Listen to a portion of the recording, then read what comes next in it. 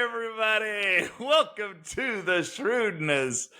We are stoked to have you here for this special episode. We got 2.5 of us here. 2.5 of us. Prue will be joining us any minute now. He's just running back from something. So He's in and out. He's in and out. We have great stuff for you tonight because we've been going through every division and the players we believe are going to have guillotine impact that were drafted. Hey, there's Prue. Hey, awesome. Hey, welcome Good to back see you, to the Prue. program. Thanks for coming tonight. So we're going to start out tonight. We're going to do the NFC South. And let me warn you ahead of time. This could be a short episode because the NFC South did not draft a lot of offensive players, as it turns out, which is kind of appropriate for the NFC South. So we are going to start out with the Nolans Saints. And Mr. Prue is going to take us through the Saints. Should he stay on long enough to do that? So I'm going to keep try. Our fingers crossed. And I'll cover down if we need it. That's why we write these things down. That's right. We'll jump in if we have to. Having some computer issues, folks, but we'll try to go through this. New Orleans, in the second round, 40th pick overall, picked Tyler Shuck. Looks like Show or Shao, something like that. Yeah, it doesn't look like Shuck. But it's Shuck. According to all the highlight reels, this guy started at Oregon, then he went for 2 years to Texas Tech, finally landed at Louisville his senior year. He's 6'5", 225, so he's a tall dude, pretty thick. He's not like Ben Roethlisberger thick, but he's a sizable dude. And he was the number 6 QB prospect in this year's draft, so he's compared to some of the other high level picks that we've talked about. It looks like he's on his way to being a great journeyman too. I mean, he's already he's not going to be thrown like off the trail if he's like gets dropped, picked up by another team, traded. It's a lot of teams. Yeah, that was one of the pros they said was that he's had to pick up 3 offenses already. Yeah. Right? So he's used to working in several different systems. He can step in and adapt. So he's you might be right, Dex. He might end up floating around to a few different teams, and it sounds like he can pick up a new offense wherever he goes. I don't think they planned on him being QB1 when they drafted him. No. Yeah, it would have been nice to have a year behind Derek Carr to learn and so forth, but it looks like he's going to be thrust into the limelight right away with Derek Carr retiring. Yeah, that was unexpected. Yep. I will say I have seen him. I saw him play against Notre Dame, Prue, this year. Several of the highlights that I saw were against Notre Dame. I was quite impressed with them because they were not. Louisville did not have near the talent this year that they had to do in some years, and he kept them in the game for sure. Like he was very Brett Favre-esque in his gunslinging in that game. He was not afraid to make throws. He has a very strong arm. He made some throws he probably shouldn't have made. I was going to say, does he do all the Brett Favre things? Or just hucking it in? He does. A little both. You're getting both. Yeah, you're getting the full Brett Favre package here. So. If you watch, I don't know if we have highlights this episode or not. Maybe not, but I did watch highlights, and he's a slinger. Like, he'll stay in the pocket. I saw a 10-minute video of highlights, and he scrambled once. Really? So he is a pure pocket passer. Strong arm. He's very accurate, even on deep throws. And he's got a super quick release, which is another huge plus for the NFL. So they showed several times where he did not have his running backs did not pick up a blitzer, and he still kind of like sidearm throw, quick release, and got the ball out to the flat or wherever. Yeah, which will be nice. I really like his quick release. When you have Alvin Kamara as your kind of a guy to dump to, that's pretty helpful. Yeah. You don't need to scramble when Alvin Kamara can do it for you. That's right. Yeah, that's right. So we'll see what happens. And the other thing nice about him is he's already ripe 25. Yeah, so that's a plus and a minus. He's 25 because he's had some injury history, and he spent like 7 years in college programs. So he's been around. College is the best 7 years of his life. That's right. And he's not a doctor, unfortunately. So Dylan Gabriel says, "It's fine, guys. It's fine. That's right? just what we do now." I mean, it's probably a good thing given he's being thrust into the starting role, right? That he at least has some. You're not drafting a 20-year-old, 21-year-old kid that's got to start in the NFL. I actually like him for several reasons, and that's one of them. He's got more experience than the average rookie. Yeah. Coming into the NFL, he's got experience lining up under center versus most college quarterbacks are in the shotgun all the time. Yep. But several of the Louisville highlights, I didn't see as many like Texas Tech or Oregon highlights, but definitely for Louisville, he was lined up under center maybe 20% of the time or something. So good experience there. He's got some weapons. We'll kind of see what he does. I mean, it's going to be a tough situation, though. I think they really, really, really wanted him to not start this year when they drafted him. He's older, which is fine. He's seasoned, which is fine. Man, sure looks like he could have some more time with the playbook and kind of not just get rushed out there and sling it into double coverage. I mean, that sounds like a pick six fest. I don't see a strong year out of New Orleans if this ends up being what it looks like. So that was the con that I saw. Like, guy makes some great throws and he's got a strong arm and can gun it into tight spots, but several of the throws were like, 40-yard bombs down the field into double coverage type stuff. Yeah, that's going to get picked more often than not. NFL safeties, they like that. It's a different speed, and he's got to figure that out pretty quick. You know? Especially with some of these D-backs and safeties in his own division. They're pretty good.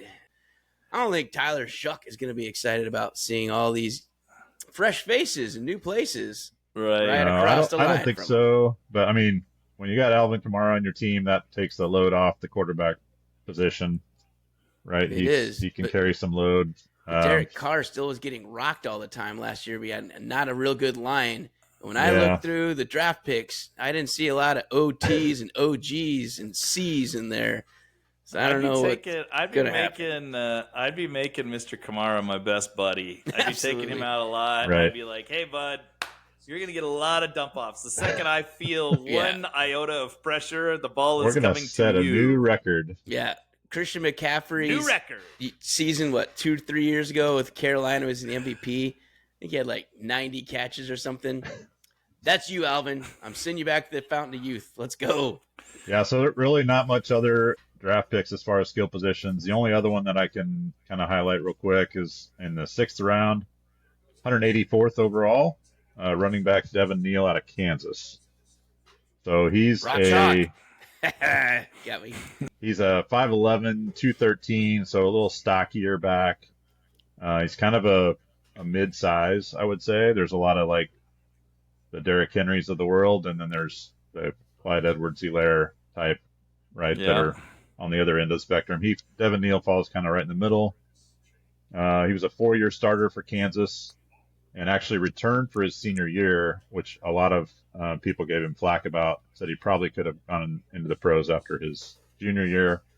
He wanted to return for his senior year and rushed for 1,000 yards or more his senior year as well, which was a Kansas record. No other running back has ever done that. That's kind of cool, though. It is cool. I kind of like that. Yeah, I thought that was a good team type mentality. Yeah, he was in it to kind of leave his mark on the KU team instead of jumping ship early and going to the pros. Yeah, so that's something you don't see too much anymore, and so I'm kind of fine with that, as opposed to the other way, like missing bowl games, skipping out, leaving as soon as you can. Right. And totally. We've always talked about how some of that in our last episode. Like, I don't know if you need 7 years in college, like old Tyler, but I mean 4. That's pretty good. That's pretty normal. Probably got a normal degree. If I had to do over again, I would have taken all 7 years for sure. I would take as many years as I could have gotten. As long as someone else is paying for it. Sounds good. Stay here as long as you can. Exactly. So Devin Neal has got a tough road ahead, to be brutally honest. He's going to follow Mr. Kamara and Kendre Miller. And Kendre Miller is built a lot like Devin Neal, so he's going to have his work cut out for him to step in and get many reps this year. But that said, he's got a lot of positive assets. Number one is that he's very durable. He's not a huge back, but he still took a lot of punishment, had a lot of plays he was involved with for Kansas the last 3 or 4 years. And out of his 760 rush attempts in his career, he's had 4 fumbles. So Dang, pretty pretty good ball good. control. Not 0, like we've talked about for a couple guys, but 4 out of 760 is pretty respectable. And I said even when he's getting beat on, he carries the ball high and tight, so it's very difficult to knock out. So fundamentally sound, and he's an explosive dude. I was able to watch him play a game in Lawrence a couple of years ago, so his sophomore year, I guess, and he was good that game. And I'm seeing it in the stats you got up here, at least 20 receptions in each of the last 3 seasons. That's what I noticed, is that you could use him out of the backfield. He was useful, and he was helpful, and he is pretty fast. So I don't know if he's complete blazer like some of the guys we've talked about in the draft earlier, which probably why he's a 6th-round pick and not a 2nd or a 1st-round pick. Yep. But dude is faster than what he looks like on film and live watching him play. He's pretty quick, man. Yeah, I want to say he's in the 4.4 range or something. Yeah. Like it's not blazing speed, but it's quality speed. Especially for a running back, because some of these dudes, 4.3 is the elites, and he's right behind it. So he can get in the end zone too, so he's physical. The 16 touchdowns, that you have to be able to bash it in. Even they know you're running it in college. Yeah. They know you're going to run it, so they stuff the line. And the fact that he can get in that many times, especially for a KU team, they probably don't have the best line in the world. He's probably smashing through and having to earn it a little bit more than some of the Alabama touchdowns or Georgia. I did not write it down here, but I believe I'm correct in that he had 115 runs of 10 yards or more. Wow. Oh, wow. Yeah. That's pretty good. Which is a great combination of speed and power, right? If you look at a lot of his highlights, he's running the ball up the middle, or he'll catch a swing pass on the outside or something. So he's kind of all over the field. He's not a one-trick pony by any means. Yeah. And a lot of good plays, tells you that he's got some speed along with his power. So, well, in the NFL at running back, you're just a couple injuries away. He's not in a prime position by any means, but Mr. Kamara is not always the healthiest of backs. And Miller missed some time too. Miller had some injuries. So, all right. So that works for New Orleans. I want to take us into Tampa Bay next. So the Tampa Bay Buccaneers. The Bucs. So they were 10-7 last year. They just won their 4th straight division title, even though they're winning with 10-7 records and stuff. And I think, I don't know. They keep winning it, but it's kind of like the best of the bad teams. But they really are a good team, though, and they put up good fight week in, week out. So who did they reload with? Despite having Todd who farted face on the sideline, Bowles. Todd Bowles. Oh, smells. Constant. What is that smell? Well, now he's going to smell what's cooking, because his first round, they took a standout wide receiver from Ohio State, wide receiver Emeka Egbuka. So this guy. Good pronunciation, Dex. I know. I think I nailed it. I'm pretty nice sure. Job. That's right. Yeah, so 6'1", 202 pounds. This kid, Egbuka, was the all-time receptions leader at Ohio State. And that is saying something. They've had some really good guys roll through. So 205 receptions over his career. He was 2nd in yards all-time at Ohio State with 2,868. So he's ahead of Chris Carter. He was ahead of David Boston, and he just was behind Michael Jenkins. So way back in the day, if you remember him, 2004 first-round pick for Atlanta. Absolutely. So that is the only guy he's behind. It's 30 yards. I feel like he probably could have scraped that up if he knew it was going to happen. But right. Anyway, so Egbuka finds himself 3rd on the depth chart just on draft day. So he's behind future Hall of Famer Mike Evans for sure. And then Chris Godwin, who's coming back from just a disgusting ankle injury that just kind of makes you puke if you watch it. So don't look it up. If you want to look it up, it's really gross. It's like a train wreck.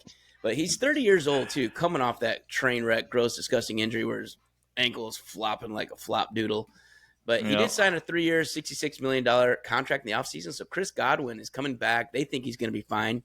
Or they just gave him $22 million a year for nothing. But at the end of the day, Egbuka is going to play a lot. And he's going to join Jalen McMillan. So last year, Jalen McMillan was someone on our Guillotine fantasy rosters, especially towards the middle and end of the season. Especially after Godwin went down. McMillan was on everybody's flex for sure. But he is going to be the future. So Egbuka and McMillan are going to take over for Mike Evans and Chris Godwin.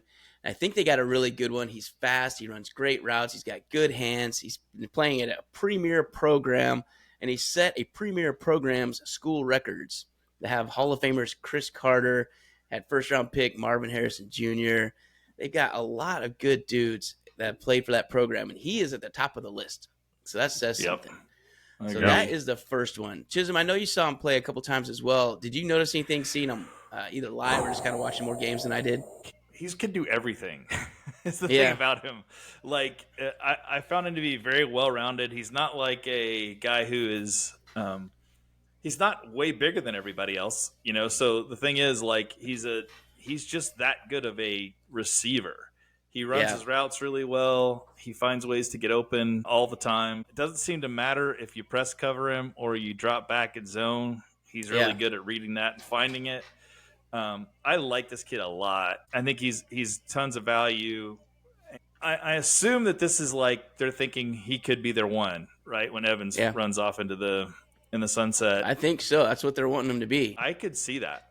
I'm not saying he's Mike Evans. There's no Mike Evans, right? I don't think there's anybody who's going to come in and step in and take Mike Evans, but you're getting pretty good replacement level here whenever you get Egbuka, unless he just can't make the transition at all, which I would find hard to believe given the competition he's played against. That's exactly right. I mean, dude just won I think it's a great pick. I do too. So they had a lot of needs, and frankly, defense was a pick that they really probably should have taken for like secondary help, edge, pass rush stuff. They're kind of old and long in the tooth at some of these positions. And this guy is just so talented. They had him ranked high. And looking at kind of a few different articles, I wanted to kind of see why they thought so highly of him. Character. So one of the things that Tampa Bay is really focusing on is character and commitment to the team and just being really good, but being really good in the locker room, really good on the field, and kind of bringing everybody up around you. So I think that is what we're absolutely targeting. And so when you had that talent package wrapped up in, again, you can never have, I remember back in the day when the Vikings took Randy Moss and they already had Chris Carter and Jake Reed, who are both all pros. And they was like, oh my God, why would you do that? You got two really good wideouts. You need so many other positions. And what did Randy do that season? He just blew up and had one of the greatest rookie seasons of all time. He had 18 touchdowns. I don't know if he'll have that, but forever, he's going to be pretty darn good. I think Tampa did really well with Egbuka. So that takes me into their second. I just counted Dex. He was one of 4 wide receivers taken in the first round. Yeah. So Travis Hunter, we've already covered the other 3 in our previous shows, but we'll get there's the only other 4 one. wide receivers in all of the first round, and he was impressive. one of them. So that says a lot. Yeah, it does. So the other guy they took, who they also really like, is in the 7th round. So again, we've talked about this for a few of the other teams. Is the 7th round's a time when you can kind of roll the dice. You don't want them to go into like free agent bidding. And if you like a guy, go get the guy. So with their 7th round pick, they took wide receiver Tez Johnson out of Oregon. So Tez Johnson is a 5'10", 154 pounds. Like my son already weighs more than him as freshman in high school. And he's not really that fast either. So 4.51 40 time, which we've already talked about. 4.3 is elite. 4.4 is still really good. But if you're 5'10", 150, I kind of thought that would say 4.31 when I looked at it. And I've checked different sites. I'm like, 4.51 was it. But that being said, and this is what stands out. So I watched a couple highlight reels of him. Again, they always show the good stuff. But what I did notice, dude gets open and competes. Like, he may be little, but holy crap, he had 86 catches 2 seasons ago, 83 catches last year, and 20 touchdowns over the last 2 seasons at Oregon. And they are playing phenomenal competition all the time. And he competed against the best and had 169 catches and 20 touchdowns over the last 2 seasons. Yeah. So dude can play. And sometimes it doesn't show up on the measurables, Yeah, absolutely. But apparently the dude he gave a killer interview at the Combine. Tampa Bay fell in love with him. They talked to all the people on Oregon and teammates and coaches. They all loved him. Like, this guy, absolutely. So I guess they said he's lit up the room. And all the players and coaches said he'll light up your locker room too, man. He's a guy you want on your team, one on your sideline. He's clutch. He'll make the plays. He's absolutely somebody you want. So it fits. Like I was telling you earlier, they want character, competency, committed guys that are good locker room people. And I think they're getting someone pretty good. I think they're going to slot him in right now. He's like 5th on the depth chart, which that's fine. I think Sterling Shepard is another dude who's kind of had his time and keeps failing. Been around. So it's not hard to get past that. And then Jalen McMillan's the next one ahead of him. So I think he's going to be competing, at least for slot receiver, punt return, kick return stuff. I think he's going to be pretty darn good. But on film, he looks faster. Like when I read that time and kind of looked at him, he does look little. He's a skinny little guy. Yeah, man. He doesn't just look little. He's like this little pin running around, catching the ball, but wiggling and doing stuff. But he is quick on film, and he has to be. I mean, it's probably just a stay alive component. Like, if I get hit, I am dead. Survival instinct. What did Dante Hall weigh when he played? Yeah, that's true, too. He's pretty little. No, there's those guys out there, but the 154 is shockingly. That's pretty tiny. Like, I feel like Dante Hall is probably still 170 or something. But yeah, I don't know. Maybe not. Right. Yeah. Dante Hall is thicker than I thought. One thing I thought of, Dex, when I saw this and after hearing you talk about him a little bit more, is that as long as Tampa Bay doesn't send him deep every route, right? If they figure out where he will shine, right. It sounds like quick routes where he can create some separation and get a good screens, catch, quick catch or whatever. Yeah. If they figure out how to use him well, and NFL teams are good at figuring out how to use their personnel well. Yeah. There's a place for him for sure. Yep. And he's got great hands. If he's got good hands, he'll find a way to get on the field and catch the ball. So he's more quick than fast, but he can get open quick. Like these little shimmy steps, like step, boom, he's gone. Yeah. I mean, the defense is going to catch up, and that's kind of what I noticed too. Is that he didn't have a lot of breakaways. I mean, you don't hear me talking about his yards after the catch, but I am telling you, he got 169. He's averaging 85 a season the last 2 years, so he's definitely getting open. I am surprised because when I think of little guys, Prue, I went to Dante Hall, right? I thought the same thing. He was 5'7", 186. Okay. Wow. Darren Sproles.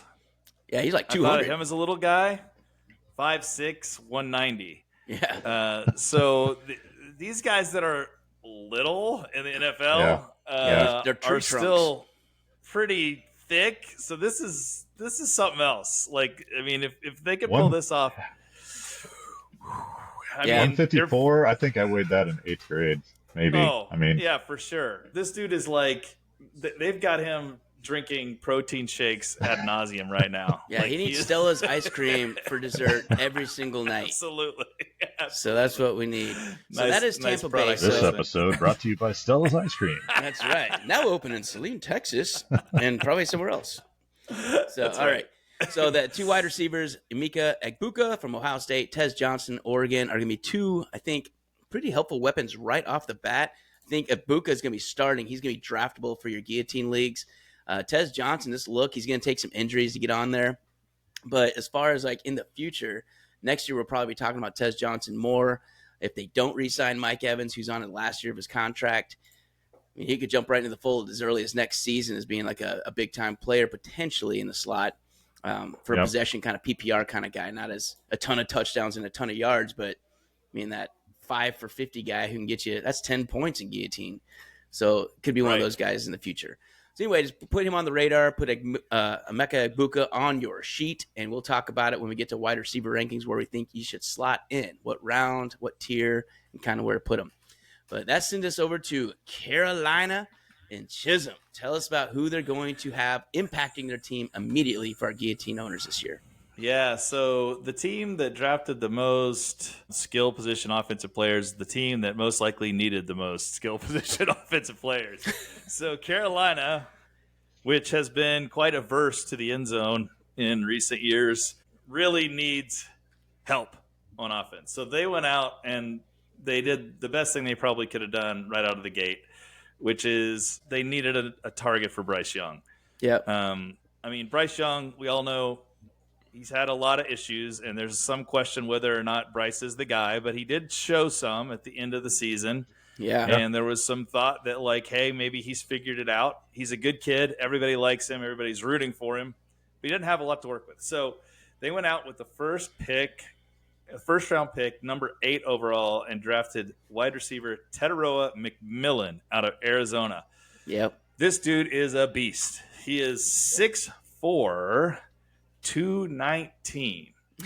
The opposite and of Tez. Yes. Yeah. He's the opposite of Tez, and he runs a 4.40 at that size. So this guy can do it all. He is actually the highest ranked recruit in Arizona football history. So he was the highest ranked they'd ever had commit to Arizona. Wow. If you watch him, he's over the last 2 seasons. This is only 2 seasons, folks. 174 receptions and 2,721 yards and 18 touchdowns. Wow. So that is pretty incredible over 2 seasons. And Arizona is not like some dominant football team by any means. So right. Yeah, it's not wide receiver you down there in Tucson. No. The thing that I like most about this guy, and by the way, he's already slotted as a starter in Carolina. So this isn't Xavier Legette is who they drafted last year in the first round, and right. he did not do anything. No. And so I think old man Adam Thielen was the only other wideout that did anything, and he was kind of hurt for a chunk last year. So that if McMillan wasn't slotted in to start, I would already be having questions, because it's not like they went out in free agency and got anybody either. No, they really are hanging their hat on this guy. And having watched him, here's what I would say about him. What I love about this guy is, this is going to sound weird, but he's not a guy that gets open that well. He's really good at staying covered. But he doesn't need to. That's what's amazing about him. So the thing is, he's put up 174 receptions, 2,700 yards in 2 seasons, because if you throw it to him, he's going to catch it. He is awesome at using his body. He blocks out. He goes up and gets the ball. Any contested catch he's got. So he even blocks and boxes out. 6 inches taller than the average cornerback. Right. So what he does is, what I love about him is red zone all day, baby. I see this guy being the go-to for Bryce Young. When you get in the red zone, throw it up. Yep. Throw it up to Tataroa, let him go get it. And I could see him being one of the few wide receivers. I hate rookie wide receivers. I've always hated rookie wide receivers. They usually are not good. But I'm high on this guy because of the fact that I think he's a red zone weapon, and a red zone weapon in a team that doesn't have any red zone weapons. So I could see him being utilized quite a bit, and I like where he's landed, and I like him for Bryce Young a lot. Yeah, and I think just the size itself, the speed itself, but just having what we've always said, if you're going to draft a rookie, do the one that's going to have a ton of targets. And this one is going to have a ton of targets. So just like Ladd McConkey, Brock Bowers last year on their respective teams, tons of targets right off the bat. That's right. Xavier Worthy for the Chiefs. I mean, he ended up taking a lion's share once Rasheed Rice went down. So Neighbors, Marvin Harrison. I mean, they didn't have quite the years we wanted, but with injuries and weird stuff. But target share alone, if you're going to be the focal point of the passing game, you could do worse. I mean, good Lord. So I think that's a pretty good start. I think he's definitely the comps that a lot of people are using for him are T. Higgins and Drake London. Not bad comps. Those are 2 real good ones right there. Those. Yeah. So I think his floor is a high level wide receiver too, and so I like him as far as rookies go for sure. The other folks that they drafted, this one's interesting because you've heard the name. In the 4th round, 114th overall, running back Trevor Etienne. Yes, you've heard Etienne, and yes, that's because his brother Travis plays for Jacksonville, and both of them obviously incredible athletes. He's a really interesting guy. He's not going to right out of the gate get a lot of carries because he's got Chuba Hubbard and Rico Dowdle ahead of him. He was projected to go into the draft. This was actually a little bit early for what I thought he would go. But here's what I like about him. He's intriguing because he's a smaller guy, right? He's not going to wow you with his size, but he's really fast and he's got great vision. So he's one of these guys that I think plays better than the measurables. So, like when you see him on tape, cracking open a brew, I'm cracking up a new one to listen to Etienne, man. Like, if he's as good as his brother, he's a guy that does play better than his measurables. And so when you watch him in a game, he always ends up with better stat line than you thought he would have. You're like, wow, like he had that many yards. Wow, he did that. Like he's a gamer. And so I don't go to think Georgia he's going to be and like start a for massive, Georgia. You kind of should be. when you're Right. in NFL That's minor right. leagues, you better play. And Totally. Georgia, obviously, the last couple of years have been awesome. Yeah, For sure. And so he's not going to be – the limelight's not going to get him phased. No. He's not going to be scared of the limelight. He's not going to be an early contributor, but I'll tell you, Chuba Hubbard and Rico Dowdle are not spring chickens. So I could definitely see him contributing in some way. He's another guy I'm watching a lot in the preseason to see how he contributes. But something to keep your eye on. Don't have him early, but something to think about later on. And definitely a pickup target potentially. The last two guys, less significance for the team, but I am going to talk about one especially because he happens to be the former Notre Dame tight end, Mitchell Evans.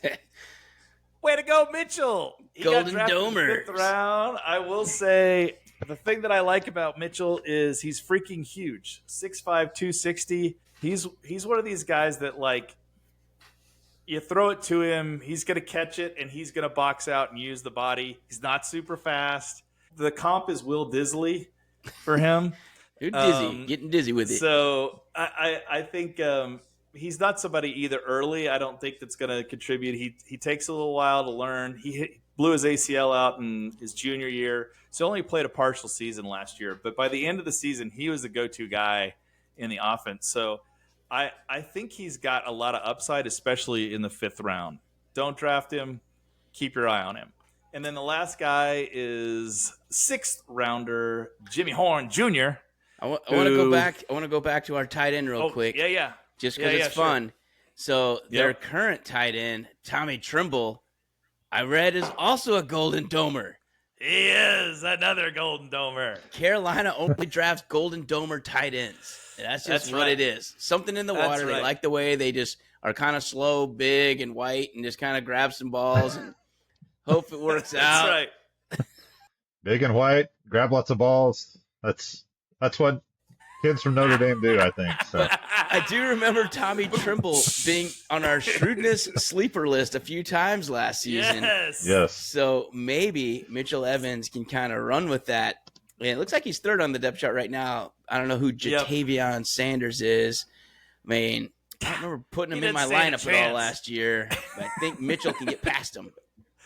Mitchell's got a good chance at that 2 slot, I think. Quick learner. Yeah. So, the Notre Dame tight end room exists in Carolina. So let's hope they can produce a little bit this year. And then the last guy, Jimmy Horn Jr., who's far exceeded what his father, Jimmy Horn Sr., has done in the pro level thus far, which is get drafted. So play in the NFL. He's an interesting guy because he was not the guy. He's really the 3rd guy in Colorado at Colorado Buffaloes.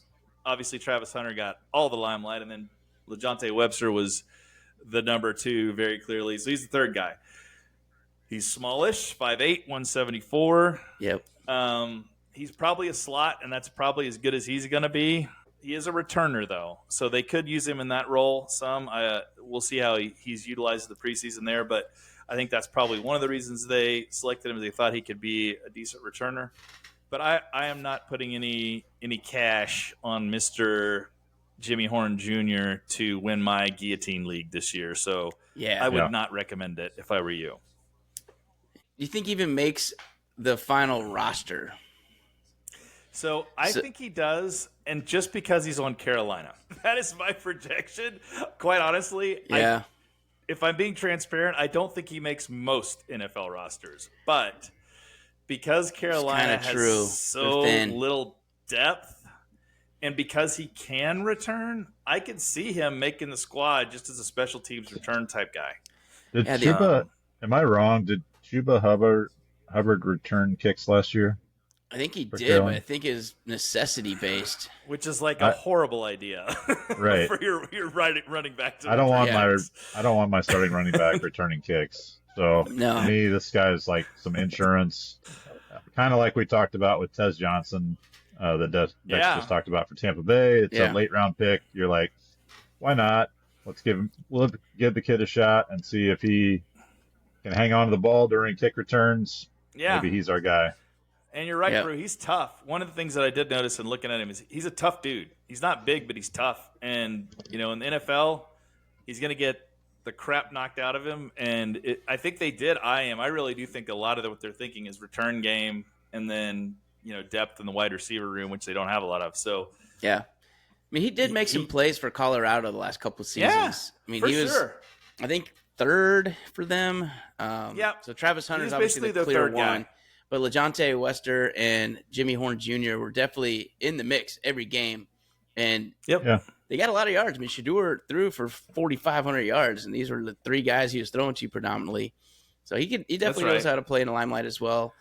I think, really when you look at the depth chart, the only one name you even recognize ahead of him that's of consequence, Hunter Renfrow, who's pretty good. I mean, he's not horrible. I mean, he's a veteran. A history of injuries. He that's may not. That's it. Yeah. He's hurt all the time, but he's good when he plays and he's healthy. He is good. The other guys are Jalen Coker and David Moore. I'm like, okay. I don't know if it's that hard to beat out those guys. So I think he could definitely get in the top 5 and top 6 they usually keep, especially if you're a kick returner. So Jimmy Horn Jr. may make the team, but that's kind of, I don't know. I think you're right. I think he does. And he's not going to make your Guillotine. Let's put it out just flat out. Yeah. He should not. If you're starting Jimmy Horn Jr. week 1, you got some major issues. Or you're Jimmy Horn Sr. and you wanted to draft your kid. And that's fine. Yeah. I hope if you're Jimmy Horn Sr., you draft him on your Guillotine. Just don't start him, Jimmy. Come on, Mr. Horn Sr. Let's be careful. If you've had 13 fantastic picks and you're looking for a 14th rounder, and you think you got it in the bag, just pick up Jimmy Horn Jr. For the heck of it. I'm just going to go Jimmy Horn Jr. with number 14. And Why then not? Look like you know something, but then you just drop him after week 1. It's fine. Right. You just freak everybody out. Oh, my God, what does he know about Jimmy Horn Jr. that I don't know? Did they have 5 injuries last night? You didn't see the news on Jimmy Horn Jr.? Oh, you can start playing that one. That'd be kind of funny. But I'll trade him for you right now. I mean, I see you've got Saquon Barkley. Bryce Young's out. He's actually the quarterback now, so... Yeah, he's taking over for Chuba. With Jimmy Horn Jr. All right, so that takes us to our final team in the NFC South. But does it? And boy, there's a lot to go over here. I don't know if we have enough time. I'll let you know what, Pruitt. You haven't got to talk about too many. Let me give you Atlanta. Tell us the audience who they can draft on their Guillotine team this year. Who's going to be impact for the Atlanta Falcons this season? Have I got a story for you? So there is exactly 0 offensive skill players that Atlanta picked this year. Well, that's it. That makes it easy. That's it. I mean, surely they drafted one offensive player somewhere. Oh, wait, Dex, they did. In the 7th round, they drafted an offensive tackle. Well, there we go. Super impactful draft this year for the Atlanta Falcons. So they clearly focused on one area of the ball. One area This only. feels very Atlanta. Yeah, in so many ways. Like, they just... they can't function as a, normal organization in the NFL. Team. Why would we try for a well-rounded draft when we could go 100% defense? Yeah. So they're hoping to win every game 3-0 this year. Good luck, Atlanta. Good luck. I mean, that offense was unstoppable last year. I am a big Kirk Cousins fan, so he's going to be a great backup. He holds clipboards with the best of them.